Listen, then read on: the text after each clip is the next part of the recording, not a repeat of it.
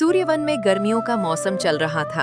सभी जानवर पेड़ की छांव में आराम फरमा रहे थे। इसी जंगल में गोलू बंदर और चंपक हिरण आपस में बातचीत कर रहे थे। यार कितनी गर्मी है। अभी तो अप्रैल का महीना है, ना जाने और कितने सितम ढाएगी। सच में यार, थोड़ा सा भी कदम बाहर नहीं निकलता। गर्मी ने तो मानो कसम खा रखी है, इस बार सारे रिकॉर्ड तोड़ेगी। अगले दिन एक गरुड़ तेजी से उड़ता हुआ गोलू बंदर के पास आया। गोलू बंदर जल्दी चल, तुम्हारा दोस्त यानी कि चंपक हिरन घायल पड़ा है। किसी ने उसकी अच्छी खासी धुलाई की है। पक्का किसी हिरनी को छेला होगा। मुझे मालूम था एक दिन जरूर पिटेगा। कहा अच्छा अब जल्दी चलो। हिरन के बारे में सुनकर बंदर तेजी से उससे मिलने पहुंचा। क्या हो गया यार, तेरी धुलाई किसने कर दी? मत पूछ भाई, मैं एक पेड़ के नीचे आराम कर रहा था, तभी कैसे हो हिरण, बड़े कमजोर दिख रहे हो। कौन हो तुम? मेरे जंगल में आकर मुझे ही कमजोर बोल रहा है। कमजोर को कमजोर नहीं बोलूंगा तो क्या बोलूंगा? मुझे तो लगता है यहाँ सभी कमजोर हैं। बस बहुत बोल लिया, मुझे बोला तो बोला। इस जंगल के जानवरों के बारे में अनाप शनाप बोल रहा है। अरे गुस्सा आ रहा है, लड़ेगा मुझसे।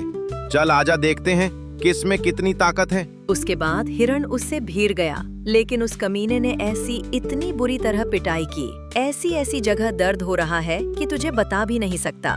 दी ये तो गंभीर मुद्दा है भाई। एक सांड खुलेआम सबको धमकी दिए जा रहा है और जंगल के जानवरों की पिटाई भी कर रहा है। इसकी जानकारी केसरी सिंह को देनी पड़ेगी। हिरण की बात सुनकर सभी जानवर परेशान हो गए। सभी जानवर शेर से मिलने की सोच ही रहे थे कि तभी शेर भी वहां पहुंच गया। मुझसे मिलने की कोई जरूरत नहीं है, मैं खुद आप लोगों से मिलने आया हूँ। तुम्हारी परेशानी मेरे पास भी आई थी। अच्छा भला आराम कर रहा था, तभी एक सांड मेरे पास आया और मुझे युद्ध करने के लिए बोला। शुरू में मैंने उसे मना किया, बोला कि तुम अतिथि हो, मगर उसने मेरी बुराई करनी चालू कर दी। मुझे गुस्सा आ गया और फिर क्या महाराज?